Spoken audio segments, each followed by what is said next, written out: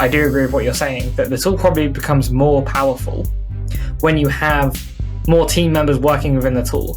So as we do go and invest in Business Growth Manager number 2 and number 3, then the tool probably becomes more beneficial, because like there is that equation of like the higher the inputs, the higher the outputs. But for now, probably just it isn't the right time. And if we can hit those numbers without the investment, it means that we've lowered our customer acquisition cost by, again, the best part of 15 grand in that first year. So the reason that we initially installed those daily commitments that you and I were doing prior to Josh, and then the weekly commitments as well, was essentially to really focus on what are the most important things that are going to grow 1225 in that day or in that week.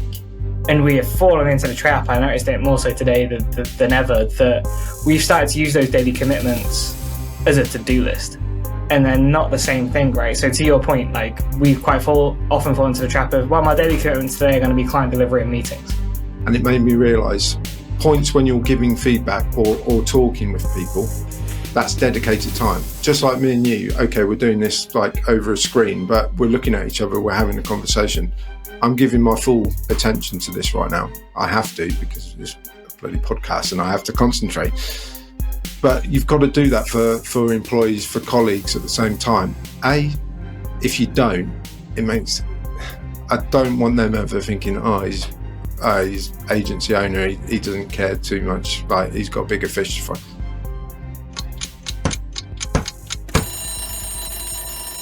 Hello and welcome to Building, our podcast that charts our journey to starting and scaling 1225, the audience first growth marketing agency. This week is another big milestone on the podcast recording, episode 20, which means that we're now in the top 1% of podcasts, or let me rephrase that. Next week, we'll be in the top 1% of podcasts, and we're mixing things up a little bit this week. I'm running the intro and Brendan's going to be taking the majority of the podcast this week. So how's that, Brendan? Oh, I've missed something.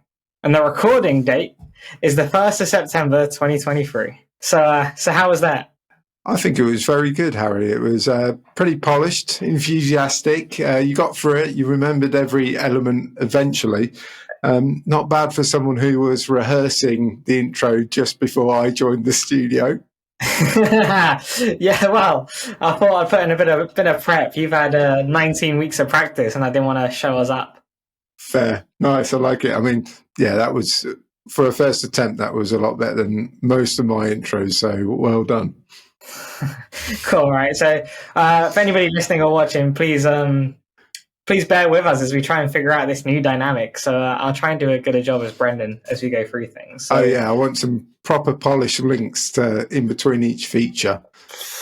I don't know if I've got that in my locker, but we'll give it a go. Nice, okay. So let's start us off with some status updates as ever then, and probably starting with our trip to London yesterday. Brendan, do you want to tell us a bit more about that? Yeah, so a good trip to London, as you say. Yesterday, went to an office space there just to check out kind of locations for us when we do go to London more regularly to work.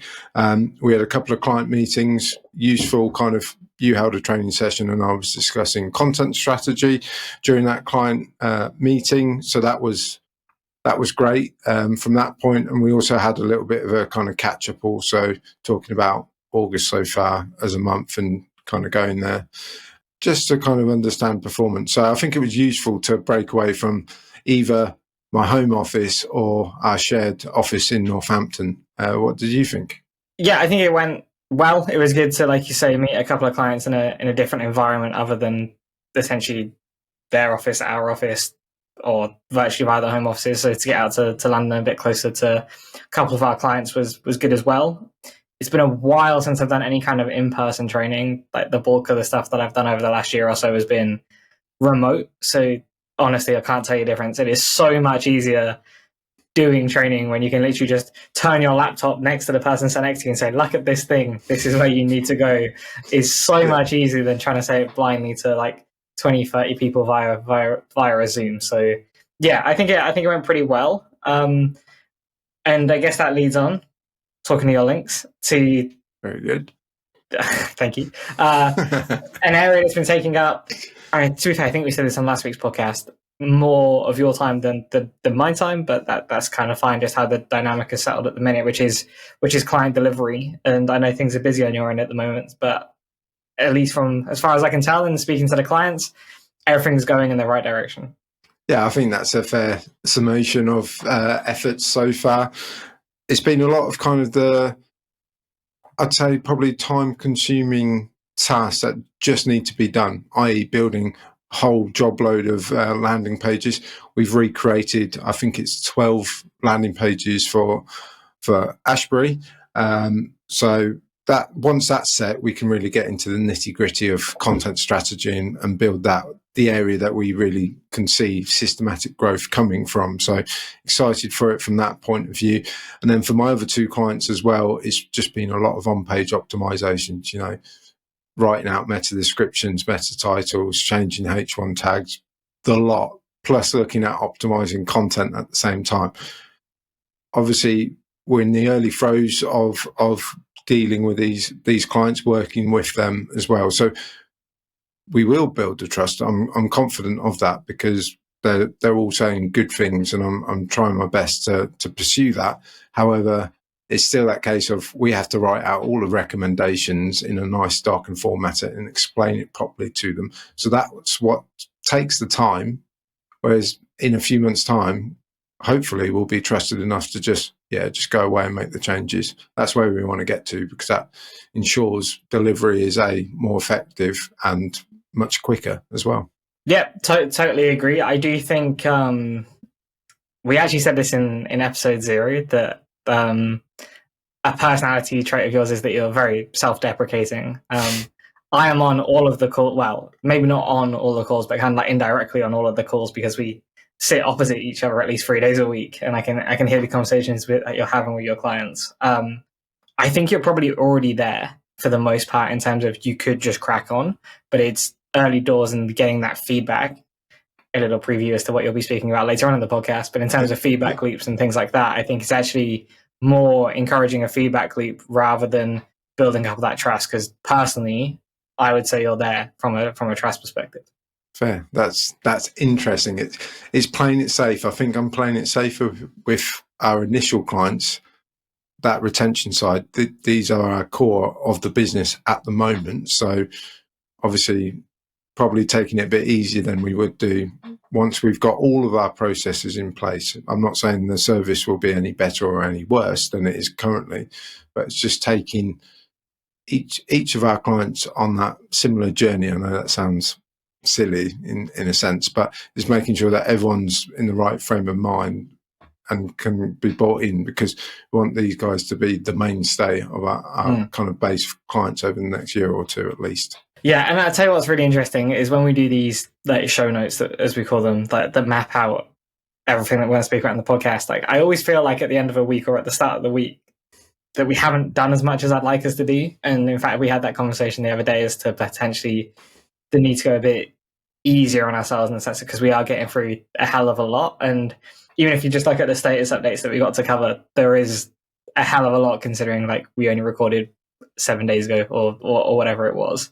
So one of the big things that we discussed on last week's podcast, and we were saying that potentially some decisions were going to be made quickly, was around our sales tech stack. And after what feels like a million sales calls, but I don't think it was probably a handful, we come to some decisions. So tell us about that. I think on the last podcast, we left it as in the choice is going to be either a lead generation kind of agency, that en masse kind of approach to outreach, or B, some sort of tool that gives us all of the information and helps us do the outreach at scale. We were very excited. We were thinking, okay, great, we're going to go with one or the other. This is going to be revolutionary. And then on Monday, by the end of the conversation, we decided actually we're not going to go either route. We're going to do it manually. We're going to do it ourselves and just back ourselves to actually get that outreach done as well. So I think because of delivery, for instance, I've been a bit slower. I'm moving on slightly, but I'll come back. I've been a bit slower on the outreach kind of side of things. You've been consistent, I would say, with outreach. And now Josh is on board as well. We can already see that he's getting a lot more target accounts into HubSpot and starting to talk to them as well.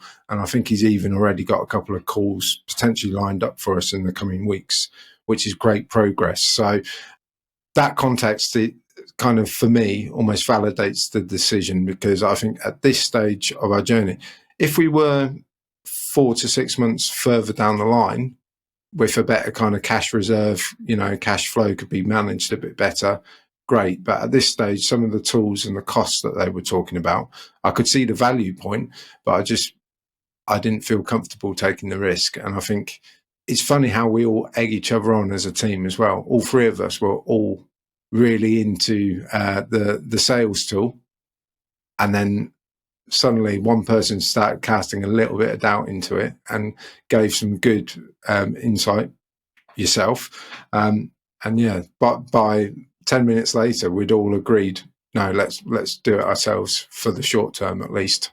So it's really interesting. Like, now we have this opportunity to speak and reflect on the decisions that we've made, that I think while we all came to the same decision that the answer was no for Zoom Info, we came to it for different reasons. So I 100% agree with what you're saying. I think the deciding factor for me was a question that Josh asked us, actually, which was, we have a number in terms of clients and we have a revenue number in terms of, the monthly recurring revenue we want to hit by the end of our first financial year. So by the end of June 2024. And that question was, do we think we can hit that number without investing the best part of £15,000 a year in a tool? And if the answer to that is yes, do we need to make the investment? That was part one of the question. And I think we all agree that yes, we can, and are pretty confident we can hit that number without the investment. Then the second part is, I do agree with what you're saying, that the tool probably becomes more powerful when you have more team members working within the tool. So as we do go and invest in Business Growth Manager number 2 and number 3, then the tool probably becomes more beneficial, because there is that equation of the higher the inputs, the higher the outputs. But for now, probably just it isn't the right time. And if we can hit those numbers without the investment, it means that we've lowered our customer acquisition cost by, again, the best part of 15 grand in that first year. So we all came to it for different reasons, but I'm confident in the decision that we made. Agreed. So moving on then, another big advancement, I would say, over the last couple of weeks is we've been speaking about it and you've been working on it. In fact, in the last couple of podcasts, you mentioned the blog post that you have been working on, but there's probably one big blocker to those going live, which was that we didn't actually have a blog, but come Monday, we'll have one, right? Yeah, looking forward to that. Now I've seen the designs and again, it's been built, it's ready to go. Looking forward to that. Just quickly, what transparent journey? Do I actually still need to put that first blog post up on the blog section? Yes. Okay, so I will give that a go, teach myself how to do that on the new web platform. But yeah, I've got a good couple of blogs pretty much ready to go. It's like a 2-part series. Two of 3 blogs are posted already, so they're kind of almost the intro to the trilogy, if we will, is ready to go from Monday. Part 2 just needs to be finalized, but also I want a series of LinkedIn posts with some nicely designed bits and pieces to accompany those posts as well. So I'll spend some time this weekend maybe mapping out how that actually looks as well. Nice. Brendan coming in there with my favourite phrase of bits and pieces. Don't start with me. I'm getting better. The pressure's going to be on later when I've got the topic. Bring a topic to the table. Yeah, a table to the topic, as it's said. Yeah. And the final 2 things in a status updates are actually in there due to some audience feedback, which is interesting. Ooh. Yeah. So in the last couple of days, I've spoken to a few listeners of the podcast. We do have some, which is good. And don't be self-deprecating. Right, it's true. Look at that. Yeah. It's a growing pod. So yeah, it's interesting actually that a few people, I asked them about the podcast because they said they listened, and all of them asked me the same 2 things, which is interesting. So one of them is, obviously we have weekly commitments and we put that at the end of the podcast every week. So in that week, we're going to do X. The feedback was we never actually revisit to say, did we do them, yes or no? We kind of touch on them a little bit, but we don't directly answer the question, which is interesting. So yeah, I know exactly why, because I'm avoiding it, because I know there'll be some bits I maybe not have done or got to yet. But yeah, it's a fair point. It's good to know people are actually taking an interest in what we're going after. I better rethink my weekly commitments because I probably over-egg what I'm capable of doing with the amount of delivery I've got going on as well. So learning point for me here. The pressure's on now. So shall I give you yours from last week? Yes, and I'll just say done, haven't done because of X. Yeah. Okay, that's fair. Let me just pull them up. Give me a second. So let's go. How many have I got? How many have you got? Yeah. Firstly, because then I'll go with a percentage like completion rate. Over 75% would be good. Okay, let's have a look. So you had last week. You only had 3 for last week. Okay. All right, 66% then. So I would say one of them was a cop out though. So the first one was. You had a chance to edit these show notes before we started, so you can't say that now. Well, no, because they were the weekly commitments for last week. We'd already recorded the podcast. I can't go back and change it. No, but you can change it on the podcast show notes. That's where they're sat at before we record. Yeah, but we'd already said the commitments for last week on the podcast, so I can't then change your commitments. Oh, right, yeah, I get that. But moving forwards, yeah. Look at us starting to argue. We're getting defensive on our daily commitments. So yours last week were client delivery. Yeah, that's pretty much what I spent my whole week on. So, yeah, that's a tick. That's 33%. I don't know the answer to this one, but it had 4 exclamation marks after it. So it was timesheets. Bingo, yeah. I did that. I completed my timesheet last week. I've still got to do my timesheet for this week, but I completed it last week. And then the final one was blog posts, which again, you just alluded to that you did. Yeah.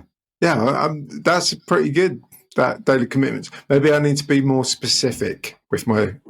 I keep calling them daily commitments because we also internally have daily commitment meetings at 9 o'clock each day. Weekly commitments, though. Maybe I need to be a bit more specific about them. So hopefully I've done that in today's show notes. So we'll wait and see for that bit. Yeah, I'm actually not sure. I haven't looked. And then for me, it was to record a TikTok video, and I can say that I've done that, and it's edited. And come Monday, it will be on TikTok. Perfect, nice. Remind me to ask about that after you've run through all your commitments. That was my only commitment for last week. What else do you do? It takes 35 hours a week to be a marketing connoisseur like me. Oh yeah, absolutely. You've got to get your hair right. You've got to get the lighting sort. No, I jest, but okay. So that's interesting. We're now starting to get lots of marketing activity underway. A point you always say, you've mentioned it on this podcast already. Well, I feel like sometimes we're not getting as much stuff as I want done. But when you look at it, marketing-wise, we're getting a hell of a lot of content produced. Monday is the launch of the blog, and I wanted to launch my blog post. But you're also launching your TikTok on Monday. Is that fine? Do we want 2 pieces of content going out on the same day? Well, yeah. I mean, TikTok is a slightly different game in the sense of there'll be 1 to multiple going out every day. Okay. So they're slightly different plays, different audiences to a point, different algorithms, especially when it comes to the social side of things. So yeah, no problems at all with that. Okay, fair. Good answer. And the second point on that, am I allowed to see this TikTok video that you produced? Yeah, it doesn't sit on mine, so it sits on Alina's, my partner's laptop at the minute. But yeah, I can send that to you. Perfect, please. I'd like a Friday evening giggle at that. Yeah, you can get on the TV. Yeah, nice. But yeah, so that was my only commitment for last week. And I'll do what you do. I'll just pick one for the week. Moving forwards. So again, speaking of seamless links, shall we say, that moves us on to building, which is a section of the podcast where we talk about like the key decisions or I guess challenges or whatever it may be, wins, it could be as well, that happen within that week or that we're spending a lot of time thinking about. And in the effort of transparency, and this podcast being what we want this podcast to be, I thought I'd bring up something around essentially daily commitments and a concern that I have around those commitments, which we've kind of weirdly touched on and you flagged it in the weekly commitment section of this podcast. So the concern that I have is, let's do it a different way. If I said to you, no time, no help, no blockers, what does that mean to you? Absolutely nothing. Do you not remember that? No, I remember it, but it's an absolutely pointless kind of response. Okay, cool. I'm worried we're falling into that pattern with daily and weekly commitments. Fair. Okay, go on. I'll come back. I think the reason that we initially installed those daily commitments that you and I were doing prior to Josh, and then the weekly commitments as well, was essentially to really focus on what are the most important things that are going to grow 1225 in that day or in that week. And we have fallen into the trap. I noticed it more so today than ever, that we've started to use those daily commitments as a to-do list. And they're not the same thing, right? So to your point, like, we've quite often fallen into the trap of, well, my daily commitments today are going to be client delivery and meetings. That, like, those things happen regardless, really. And, like, we will do client delivery and we will attend those meetings. It should really be, okay, well, what is the thing that is going to, like, let's make it, again, smart, right? So specific, measurable, achievable, et cetera, et cetera. I'm worried that we're falling into the trap of turning our daily commitments, which were designed to be those big things that are going to make a difference, into more of a to-do list, and keen to get your thoughts on that. Yeah, I think it's fair. I've got two points that we could have a go at. I don't like the format we currently do it in, which is a Slack channel. We write it out because only one person can edit that post. So once you've completed something, so each day we look on that channel, and it's like, more so for Josh, the perception, it's like he looks at the daily commitments. No one's done anything like to cross out the previous day's commitments or anything. So it just looks like it's a list of tasks and you can say whatever. So that format. And yeah, I think because it's focused on each of us as a person and obviously the list, it's almost like, okay, well, I've got to get this done today. But that doesn't actually, going to your point, it's not a priority that moves the business forward. So I think that's just a mindset kind of reminder that it needs to be more focused. So much so that potentially I'd consider trialing, changing it up from the names of the people doing what each day to actually sections. So sales, marketing, agency operations, delivery. And then if people have got tasks in each of those sections, we just put the task in that section and put your name and initials underneath. So that keeps it focused. And then we can almost, you could say whichever section's most important to us at this stage, say sales, because we obviously want more business in. That could be top of the tree. And as you go further down, so you'd have it more weighted towards sales and marketing at this stage than you would operations or delivery, because we know that's the bread and butter. We've got to get that done regardless as well. Okay, yeah, I like it. I definitely agree with that point. I think we can implement that from Monday pretty easily. I think on the form, so to speak, of at the minute, like how we do it in Slack, I don't necessarily agree in the sense of, for the most part, if I look back through them, they're almost always checked off. I think actually what it does to a point is encourage the communication of, been working on this thing, it is now complete. Maybe we've dropped that, to be fair, we've dropped that since Wednesday this week, but for the most part they are complete. But doesn't mean that it can't be improved, and I think it can be improved. So one thing that I'm thinking potentially is we could move this into an Asana board that we still have our daily commitments meeting, but they just get assigned out. We can easily put them into those 4 categories or 5 categories that you mentioned. And I think it also encourages a behavior that we've been missing even on this podcast that we spoke about, which is we don't necessarily check back in them. So instead of having, I don't want to get into that pattern of like Scrum or anything like that, where like checking it at the start of the day and you do it at the end of the day. Like, I don't want to get into that stage, but we can be like, okay, well, we're meeting at 9 a.m. every day. We can find the ones that didn't get done and either deprioritize them because they probably weren't done because it turns out they weren't as important as we thought they were going to be, or we can reallocate to somebody else or get somebody else involved as well. So, all right, yeah, let's do it from Monday and we can report back. I like it. It's one of those things when it comes to work and what you've said, you realise I dread it in a sense because it's on me and I realise, maybe I should have done X, Y, Z. But actually when you go through it and look back on what you've done, you realise, I have actually done what I said I'd do. That's good. I feel better for that. So good exercise. So maybe, let's reflect because again, if it makes you better, it's worth doing. So Yeah. Shout out to those people that added that feedback. We've learned on that. And again, I'm going to be talking about feedback later on in this podcast as well. Yeah, and the only other thing I said to those people who were given that feedback is, it's great that you listen, but please be dropping that 5-star review as well. So if anybody is listening, please be dropping those reviews. Yeah. And then let's move on to the next section of the podcast, which, Brendan, is something that you're talking about. So we call this section Organic Search, which covers something in the news that week, or probably the most important thing in the news this week related to organic search, or something that we've been thinking about. So I think we've spoken about things like the fact that there was a directive put in from OpenAI, so you could tell ChatGPT and OpenAI not to read the content on your website and things like that. And this week we have Shopify and Amazon's partnership. Brendan, over to you. Yeah, so obviously we've talked about marketing ourselves in certain pillars, and obviously this section is called Organic Search, but the organic search that we do it for B2B and e-commerce companies. So this hits that kind of e-commerce companies. Might not necessarily for some people be directly related to organic search, but I'll explain why it's a good move, and it actually does play into the realms of organic search at the same time. So firstly, it's a huge announcement for Shopify and Amazon, evidenced by things like Shopify's stocks popping up on the back of the news, massive news there. And it was just this week as well, in a meeting, we were talking about Shopify and how that they've seemingly gone a bit quieter than the buzz when we were there at the launch of kind of Shopify, when it was starting to get really big. And now suddenly they announce this. It's almost a bit of a coincidence there.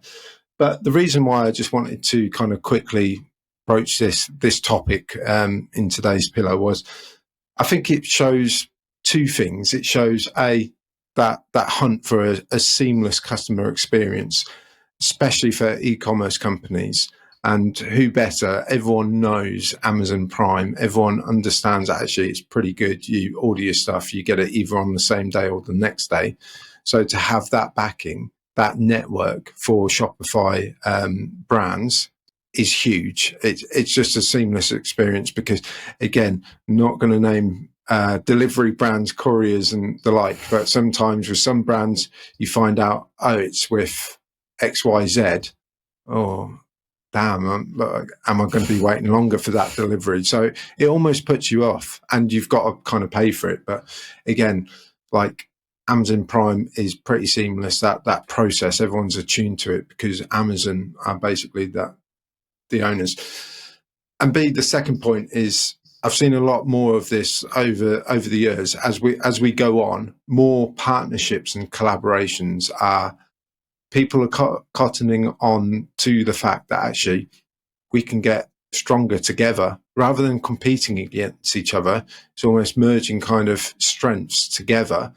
And this is a really powerful frontier in the digital landscape. We know it from like golf brands. Very often, like some of our favorite golf brands will partner with a big sports brand, like merging like Adidas and Bogey Boys, for instance, that kind of subtle kind of partnership. But what that does, it's bringing customer bases together and allowing two brands to harness each other's kind of brand recognition and that category affiliation to really capitalize and build on trust and experience. Because again, sometimes these big brands, the brands that you've heard of, like, your Amazons or your Nikes or your Marks and Spencers, they will have much more kind of experience and trust baked in just purely based on size. So to continually grow, is an important signal, and it's clearly something that's working. I mean, if you go and look at the release that Shopify did about this, the press release, it oozed with excitement as well. You don't often get that with a corporate release, but they knew they kind of almost stunned the digital world with announcing a partnership like that. And I'd hazard a guess as well that you'll probably get a few more of these types of partnerships in future. Yeah, I would completely agree. The only thing I would say is, do you want to explain what the partnership is? So basically, from my understanding, I may be slightly wrong. From my reading, it's the simple fact that brands that use Shopify as their e-commerce platform can now actually use Amazon's Prime delivery network as an option for delivery as well. And that means kind of all of those, what do you call it, kind of safeguards around kind of customer service and elements like that. It's all done through a reputable brand. You know, it kind of works, and it's just a lot easier for people to get delivery because they know how it works, essentially.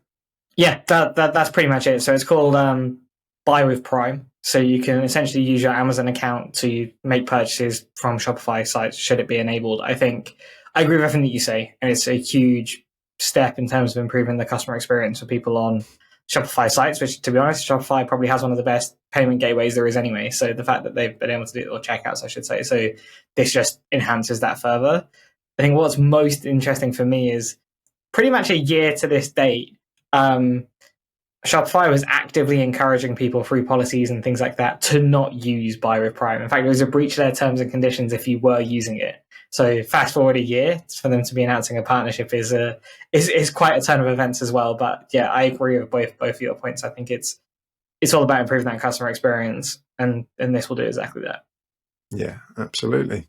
All right, now it's time for table to the topic, or as we know, topic to the table. And this week we've alluded to it a couple of times, and I can see Brendan taking a little drink there in preparation. I'm not used to talking this much on a podcast. I like you to do the heavy lifting. So, Brendan, you're going to be talking about feedback loops, and I think some learnings over the last couple of weeks.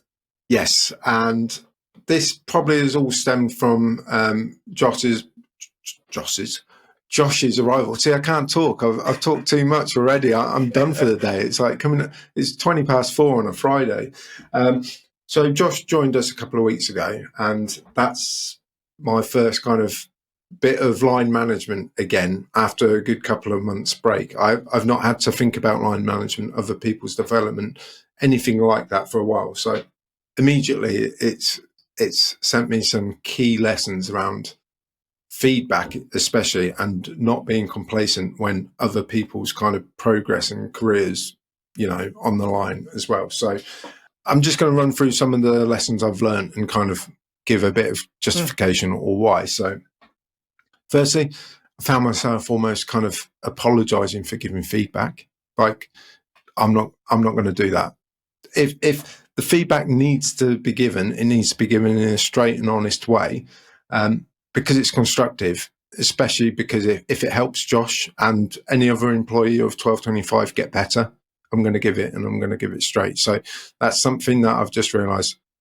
Cut the faff, cut the ramble, just get to the point, tell it. It's not for me to decide how they take it. I shouldn't pre-warn or preempt, because we understand it's adult to adult conversation. So just say it and go through it.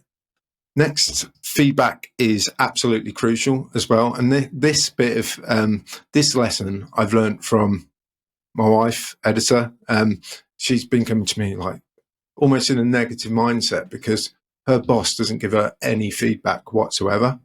And I think feedback, both manager to employee or colleague to colleague, is so important because it's a barometer of progress as well. And I had, back to my early days in my career, I had a manager who says, if you don't hear any feedback from me, just assume you're doing well.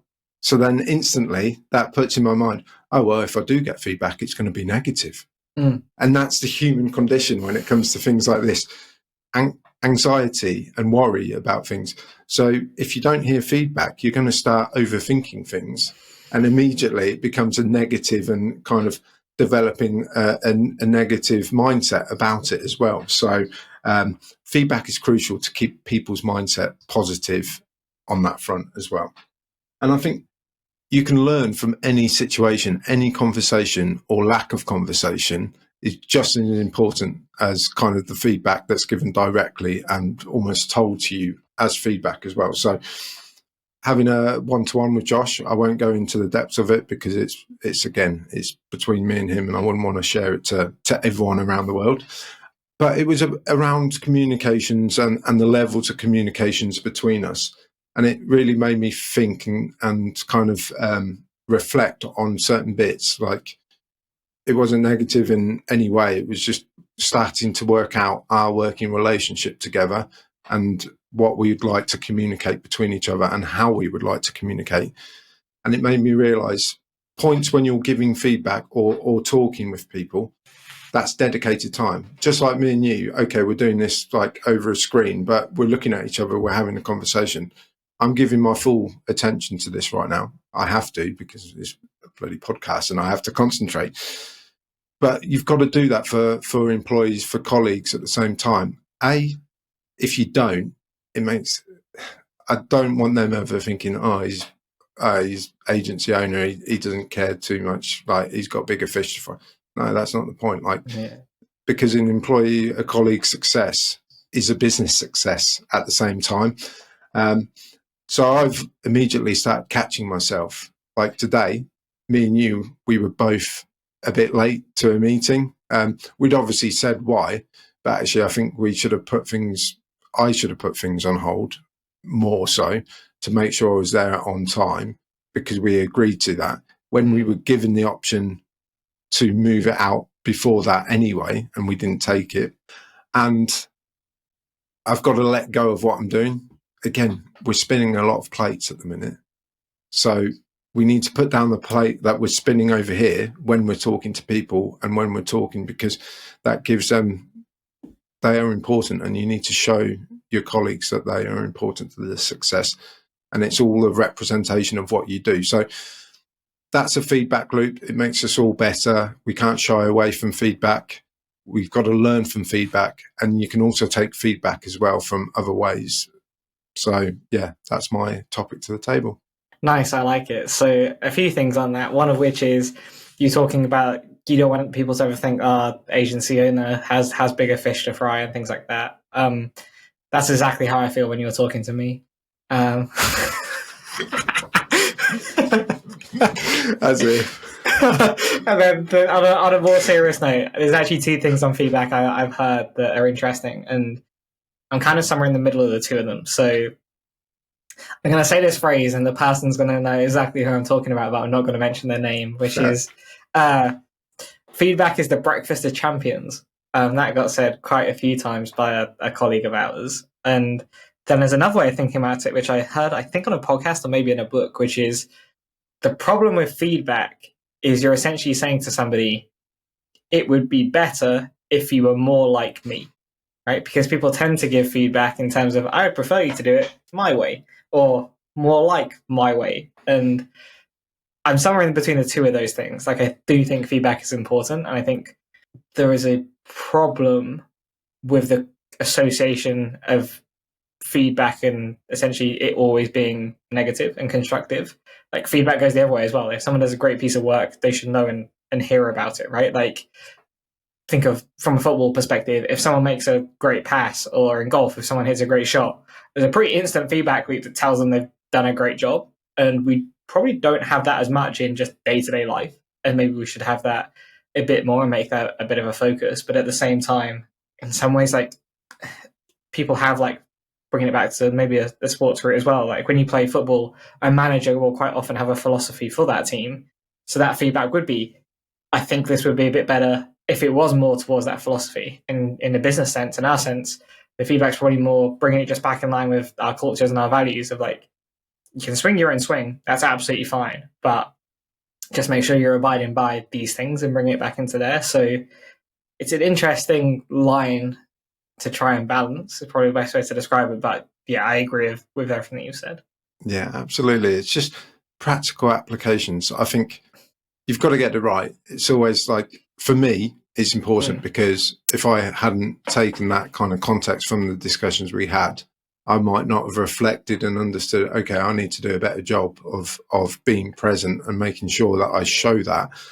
But it's practical things that make us better as a business as well. I saw a post on LinkedIn the other day. I can't remember which person posted it, but they said, like, lots of candidates ask the companies for feedback if they don't get the job. But what's stopping the company asking candidates that have had an interview for feedback on the interview process as well?